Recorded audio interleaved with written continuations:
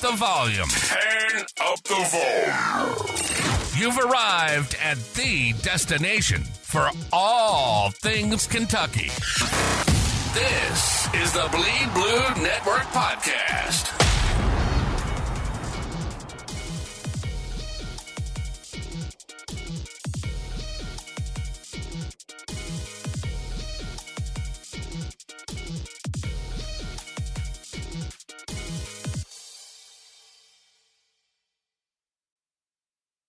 Big Blue Nation on a winning Sunday. Welcome into the All UK Ball podcast. It is Rando and Selena. And I got to tell you what, I could wake up this morning with the sunrise. It felt good.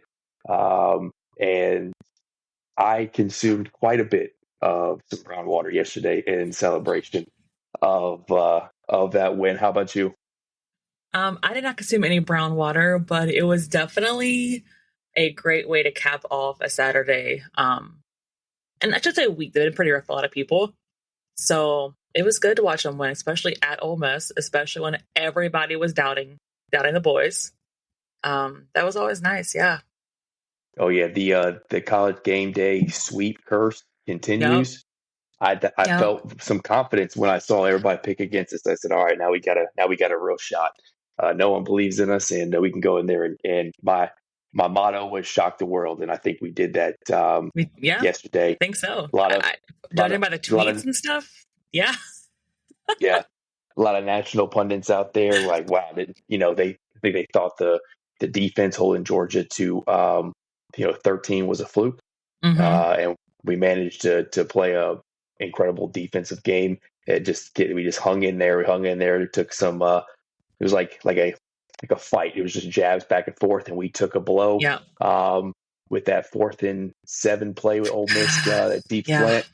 But we fought back. I sat down on the couch and I was like, man, we just lost the game. Like that was it. I didn't think we had it in us.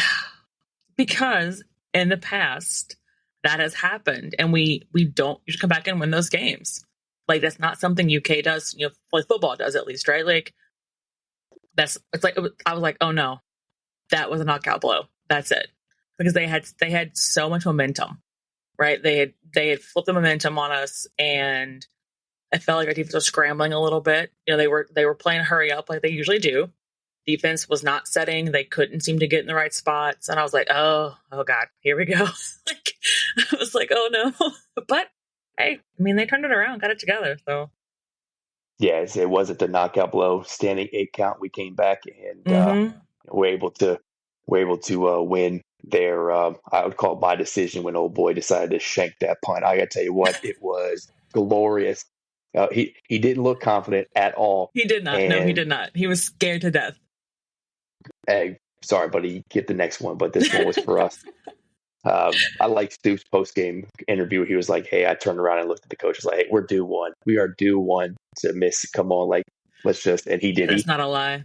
He performed exactly how we wanted him to. And he came up there and he swung that right leg, and it wasn't even close. It wasn't even close. So far. Yeah. If you haven't seen it, you got to go on Twitter and see the video of the Kentucky fans who had their fan blowing up against the TV like they were trying to. Yeah, it was a good one. It was a good one. Between that and the videos that we had of burning couches, I could say, yeah, there was State Street, man. State Street never lets us down. Never. There was some high class celebration by Kentucky fans yesterday. And you know what? I'm all for it. I'm all for it. I am too. Since that was the first one we had there since 1978, I believe. We have not won there since 78, so it's been a long time. It was long overdue. Yeah, and the last time we were there, the Will Levis to Dane touchdown that got called back because he wasn't set. Just we were. It felt good to go in there and get one and be able to close it out. And it's been a slow progression, right? Like absolutely embarrassed against South Carolina at home, and then the next week play a really good game to Georgia, but couldn't close it out. Had a little bit of a break against Ohio, not Miami, but Ohio. Let's get this right. This time. Correction, the last podcast, it was Ohio, not Miami. Yeah.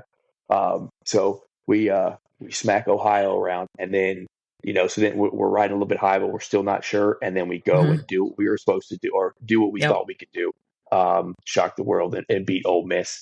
So now we're riding high, and one thing we've discussed on the Spaces and yesterday on the post game show, it was the season's back now. Like you can drop one of Texas or Tennessee. If you win both, you're definitely in the college playoff. But you can't lose both, though. No, you can go 9-3. You can go 9-3 and get into the playoff. If you don't beat Vandy, you don't beat Florida, if you don't beat Auburn, then it doesn't matter. Like you have to get those 3 wins. Those are most wins for sure. And then I think that leads us into going to Tennessee. So, yeah. But if the way they're playing right now, if they still are a top 10 team and you go on the road like we did in Ole Miss and beat them, and they're going to play very similar. I think they have a little more talent off inside the ball, as in totality. But they're going to play similar. They're going to play fast. So we will have known what that's like, and I think that'll be good. It's not like we were able to show what we could do against that type of spread, high tempo offense. And now maybe we take that same game plan and we have a way to slow down Tennessee.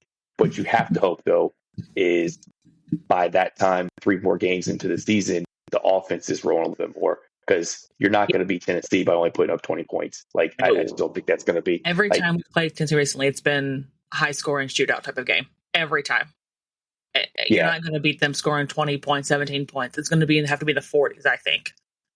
I think if it's a 40-point game, we probably don't win. But if we could, you hold the Tennessee team to 21 points. And you leave there with a 21-24 victory or 23-24 victory. Something that's going to be a real close game. I think that's your way to get some success there. Because they're going to have a couple explosive plays that they always do. But you can't. You got to limit it to 1 or 2 and a lot of field goals. Bend don't break mentality. But that's way ahead of us. Tennessee's way. Let's celebrate. We'll celebrate this win. What was so I know what mine were. What were key? Obviously the Barry-on pass, but what were some of the key events of the game that you felt like you kind of grew confidence that we might be able to walk away here with a big win? So obviously this was the first game I watched all season, right? I like Will Cox running the ball. Yeah. I feel like every time I touched the ball, it was uphill no matter what. He was mowing people over. Dane Key was so good. He got in that defender's head so fast in that game, and that guy was all over him the entire game. Now, for me, I think it was the 25-yard run for Willie that sort of that seemed to give the team some more boost at the end of the game, right? Like, I feel like they had struggled a little bit up to that point. Like, things were kind of quick 3 and out and so on. And then he came in, I think that was his first career catch too, caught it 25 yards. And then he also had the absolute truck stick start the game. So, I feel like he does good things when he's on the field. But I've been saying that all season. Willie's good. In our pre-season shows, you were talking how you were excited about him, and he has shown flashes, not with the ball in his hands, but just as being on the field, being highly productive on special teams. They owed him something after that smack. Like that set the tone very early. That did. Yeah. The guy was like, "Oh shit, he hit me." It was in the fourth quarter. He was still hearing the phone ringing in his helmet. Like, hey, can someone answer that, please? It was that was a tone setter for me. The defense was stellar, but the mindset of the defense, where we as fans were losing our minds, not getting some of the calls we should have gotten. I mean, they were holding JJ Weaver on every single play. I didn't see headlocks every time. Yeah, I didn't hear him complain. Like, they would throw their hands in the air and they kind of, but Stoops got into the refs at that first quarter, and they interviewed him and asked what he said. He said it's between me and the refs. So he was, but like the players could have gotten in their own heads, like, we're not getting any calls. We're playing against two different people today. We're playing against Ole Miss and the refs, but they didn't. They just put their head down and kept fighting, and that was shown in that last sack on Jackson Dart. JJ Weaver gets held. Jackson Dart rolls left, and instead of like throwing his hands in the air, I think he's at a play. You see him.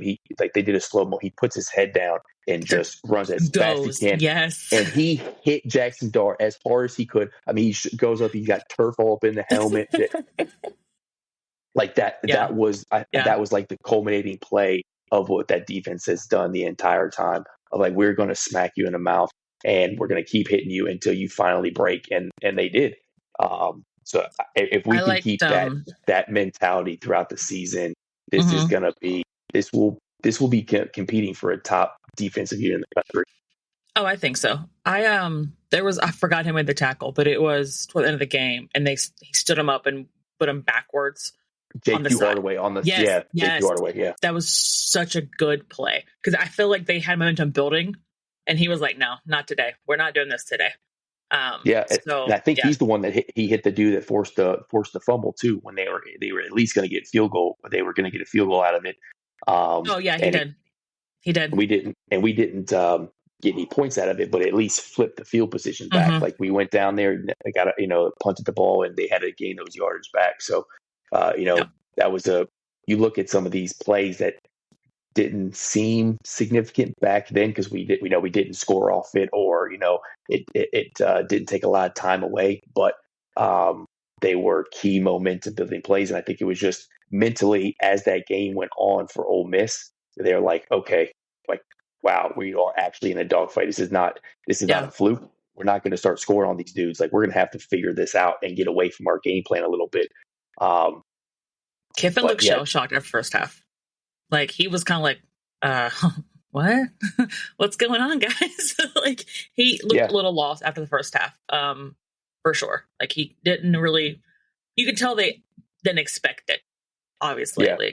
And so. I think Lane's a good coach, but that's not the first time you've seen him on the sideline looking a little flustered and not being able to find answers. He's really good if he can stick within his game plan. I don't know that he can't adjust on the fly. He struggles there, and there are coaches and schemes that have given him problems, which is why he hasn't been able to get to that next level. Talking about Lane Kiffin, and this scheme, just a hard-nosed defensive, put pressure on a young, talented quarterback. That was the difference. And going on the offense side of the ball, the same way I thought the defensive demeanor, Brock, his demeanor throughout the entire game was so impressive. I agree. He looked impressive. I've been hard on him, thinking he's supposed to be a 5-star. I know he hasn't played a lot of football, but we expected a lot of him. And I know the O-line hasn't played great, but you expect a 5-star quarterback to elevate the entire team. But what I saw against Ole Miss was he was still getting smacked around. He was still getting sacked. He is not going over to the sideline with his head down or yelling at the O-line or looking defeated.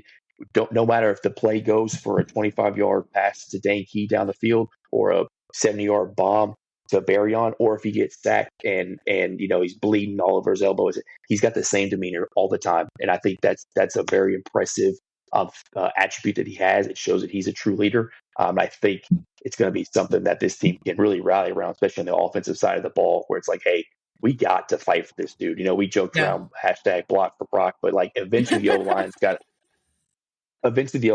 to be like, hey, like, this guy wants to win. Like you could see the determination in his play, in his demeanor, and eventually it's got to be like, we have to step up and make sure we give this dude the best opportunity for success, because the O-line is going to drive his success, and then he can start elevating the team like we expected him to.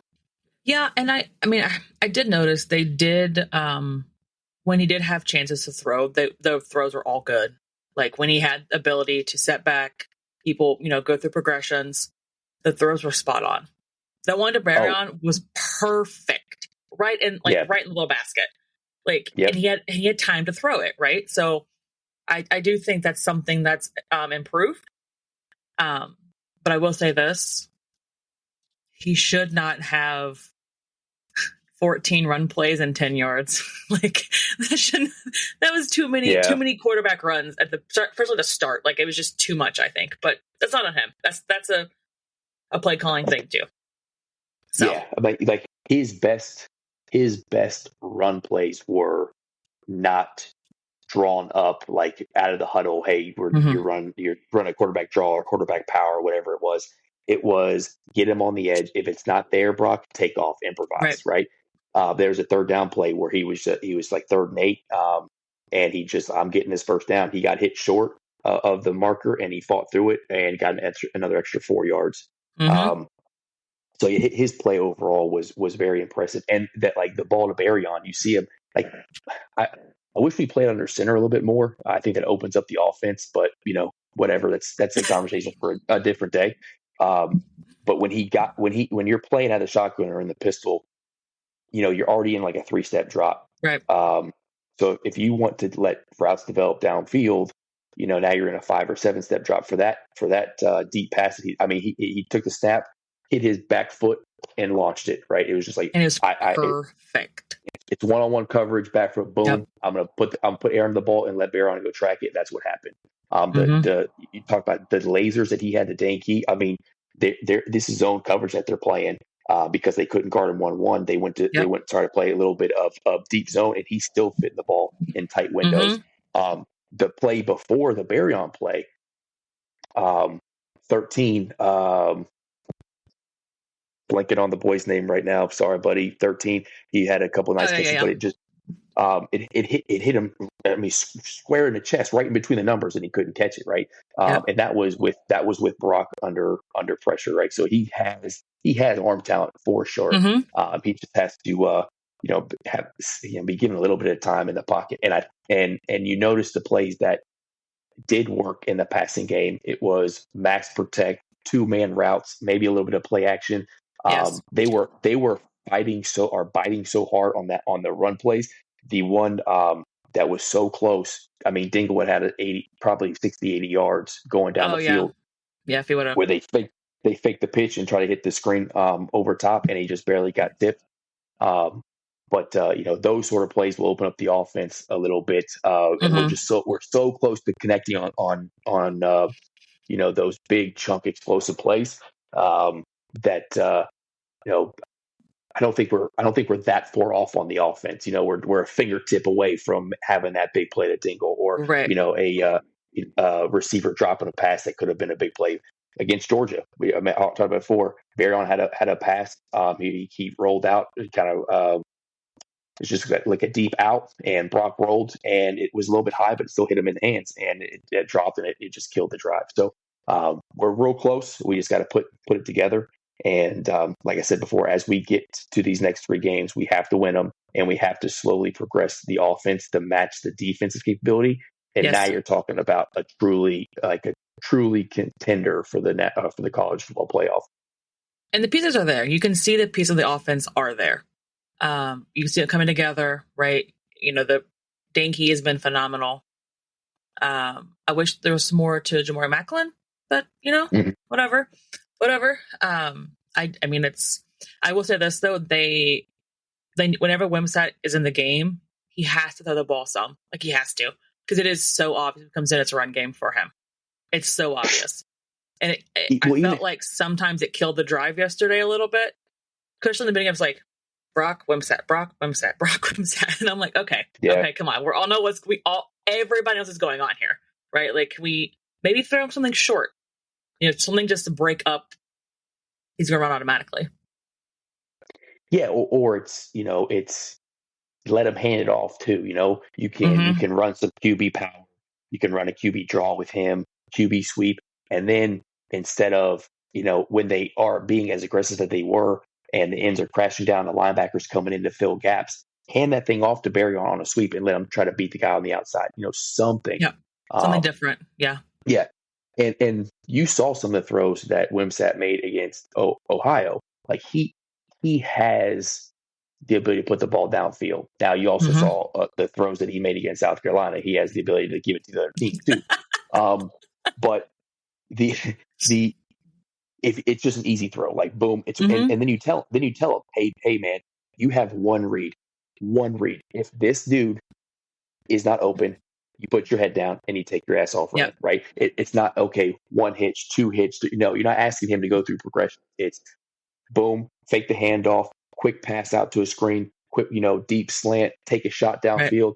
Right. If the safety's out and it's middle closed on a shot downfield, do not throw the ball, take off. I'd rather you get 1 or 2 yards than if the screenplay, if they read the screenplay again, eat the play and we'll get you back in the game another time. Don't force anything. These are really quick reads. I think that's how you can implement Wimsatt into the game.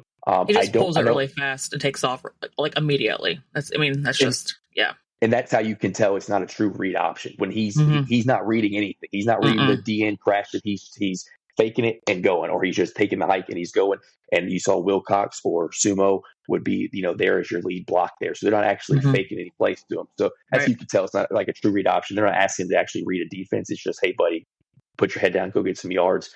And when you got a loaded box like they did in the third and fourth quarter, you got 8-9 men in the box because they would drop that safety down last second. And but hey, we hopefully they can.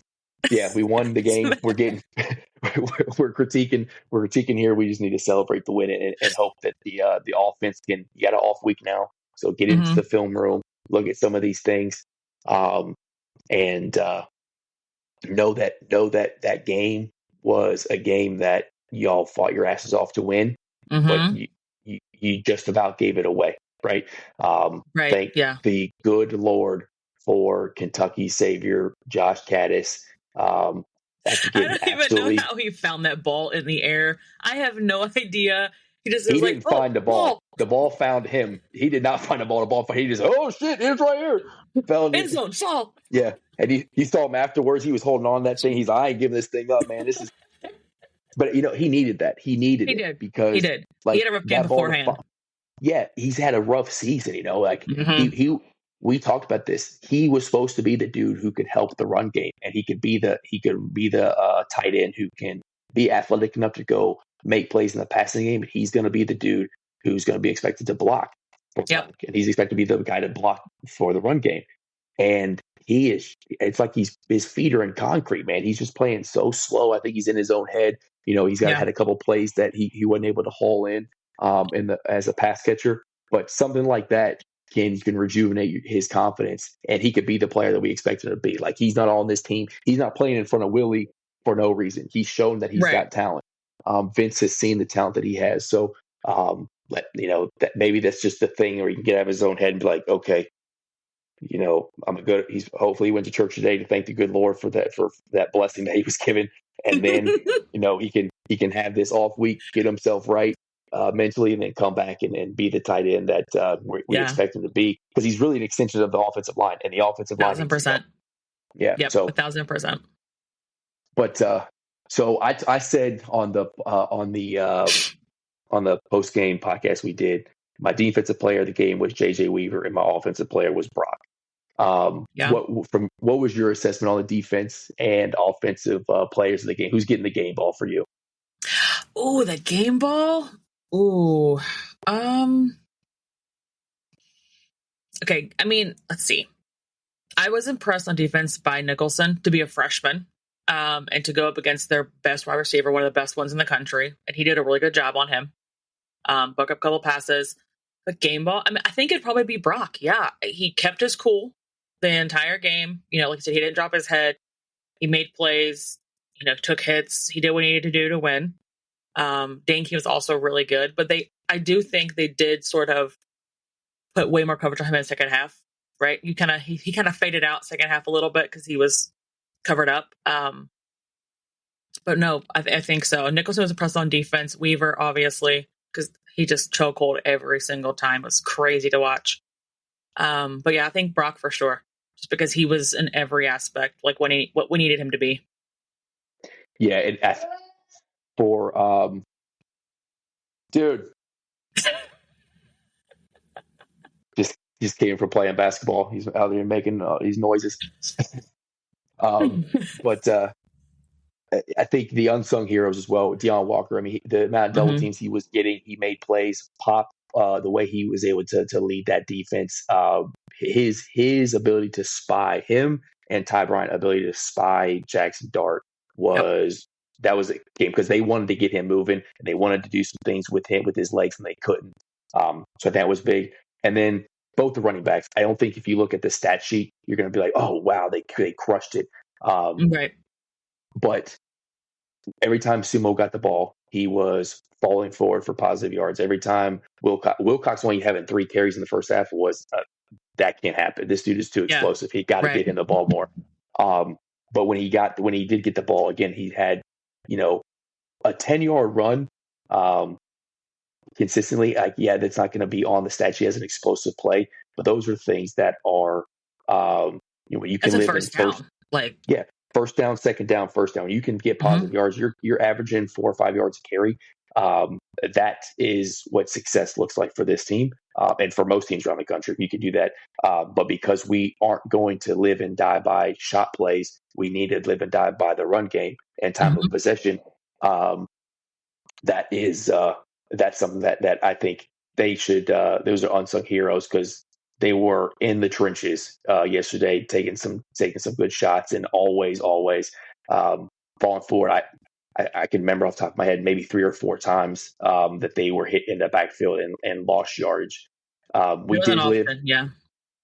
did have a couple, especially in the second half. Way too many third and plus situations, so 36, 37, third and 8. Yeah, too many of those. So you want to try to look at how we can live ahead of the sticks, and get to 2nd and 5 and 3rd and 3 and live in those downs. But I mean, I think the highlights were, for me, were Brock and JJ, but the defense was a collective.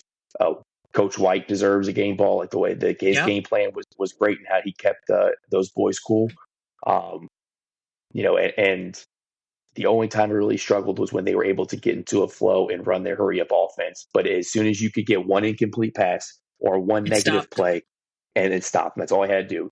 And we did that. We did that outside of 2 drives. 2 drives, we did that. We were able to get them into a negative play or make them live behind the sticks. And that was definitely where the defense and the time of possession difference was. That is the difference in the ball game of why we win and why they lose. Especially first half. At halftime, it was 3-1, and it closed out over 3-1 time of possession. And up until I know we had the Barryon Brown bomb, but up until Jackson Dart hit that tight end to get them in field goal range, Kentucky had more passing yardage than Ole Miss did, which I don't know what the line was in the gamblers were on the sportsbook for that, but it was. Plus, that was on. plus 500, 600, 700. I guarantee that there was no way that was. So that to be able to do those things and it was just all around. I mean, there was definitely flaws, but it was just all around an impressive win, a gritty win for this team. And we asked the question after South Carolina, what kind of team do we have? Are they going to roll over and give up on the season, or are they going to show some fight? And the coaching staff and the players have all shown what fight they have and what talent they have. And we took a shot early in the season, but we're now showing that this is the team we all hope for. The reason why we sold out the most freaking season tickets of all time. Ever. And, the reason why we're still packing the stands for Ohio. And the reason why we still have to pack the stands for Vandy in a couple weeks, because they can't get slept on at all. Nope. They're much improved this year. But yeah, it's really exciting, and I got to tell you what, it was a emotional roller coaster yesterday for me. The entire time I thought we were going to win that game, and then they went ahead, and I thought, here it is. I put out the tweet we're going to be. We're gonna be the team. We're gonna be the team that just gives people problems, and we're still gonna lose. That's a shitty way to have a season go. And then, golly, that 4th and 7 play, the huevos on Coach Stoops my goodness, where he was just like, Finally, though. I agree. I agree. But I don't. We've been begging for it. Even after all the begging and bitching that I was doing about, Georgia, you have to go for it on that. I don't think I make that call as a coach. Like I had 2 timeouts plus the 2-minute timeout. Like I'm like, hey, our defense is playing great. We have to punt the ball back. I can't go it on 4th and 7 on our own, like 25. And when he, I wouldn't have been upset that he did it if it didn't work because we've been saying it. Mm-hmm. I think the Georgia game influenced that decision. That hey, I think so too. It was a gut decision. Analytics said don't do it. Like the computer's like, fuck, do not do that. Go back. Yeah, bad idea. Yeah, it is bright red. Like you should not. But hey, that's why you play the game, and it worked out. And I think it was even a benefit to us that he didn't score, and we ended up scoring, because it ran some more time off the clock. But everything just worked out, man. The stars aligned, the players came to play, and I asked in the last podcast, how do we send these goobers in their polos and tucked into their khakis and boat shoes? How do we send these dudes home with the loss? With the no. And we did it, and sorry about it, but you know what? Kentucky came in there, whacked some tail, and the Wildcats walk away with the win. And hey, let's keep them rolling. Let's stack them. Now let's stack the W's. Let's keep it going. Yep. I have to say this. Can we discuss the injuries? Does Ole Miss have any players left that aren't injured? Oh yeah. Like it was so embarrassing. Like I don't know how as a coach you could be like, yeah, just fall over. And like you're hurt. Even like yeah. Well, the players got to be like, Coach, this is on national TV. You're making me look like this, and my mom is watching. My dad's that dude looks like a fool now because he just fell over out of nowhere. I was like, you've got to be kidding me. It was terrible. It was terrible. But you know what? If we have to do that to beat Tennessee, I ain't gonna be saying nothing. Do it. I was like, fall down. Make it happen. Fall down. Cramps. Yep. My pinky finger cramping. I need to fall down. But I my big toe on the turf. Oh no. Yeah. It was getting absolutely ridiculous though. Oh, it was so bad. I was like, Jesus, we can't be doing this. Come on now. No. And I mean, I understand you can't look at a player and say, hey, he's faking injury, unless it's like the guy where the quarterback's like, hey, dude, you need to fall down now. That was the one that was like, dude, okay. Yeah. Okay. Like even the announcer's like, oh yeah, the obviously fake injury. When the announcer's even calling it, that's when you know it's bad. Yeah. And I don't know how you do that rule. Like if you take him out for a whole series instead of just one play, that's one thing. Know. But yeah, it's gotta, I mean, good grief. It was so bad. It was so embarrassing. But you know what? Like they were doing it because they were trying to find answers. But I think what they didn't realize, it was disrupting their flow of the game too. Mm-hmm. There were a couple of their defense players offensive players that went down, and you could tell they were hurt. And I think that was the smack that the Kentucky defense brought. Mm-hmm. There were definitely some dudes who their intestinal fortitude was being tested. Like those big words, Rando. Yeah, I think I think they were mentally checked, and they were making business decisions of like, man, this get hit like this sucks. I don't want to get hit again, Coach. But some of them that were just blatant where it was so frustrating. And I mean, and it wasn't just Kentucky Twitter that was going off. It was, it was everybody. College football. Was like, this is ridiculous. Yeah. Like you said, the announcer was blowing him up too. He was, here we go, another injury. Another injury. Oh. And then he'd come back in and like, as expected, he's right back in the game. Walking off without a limp. What happened there? Yeah. But it doesn't matter. It helps us Ole too. Miss has Ole Miss probably has like an acting coach that comes in and was like, hey, you need to fake these injuries a little bit better. So this is how you sell it. This is how you fall down properly and look actually in pain.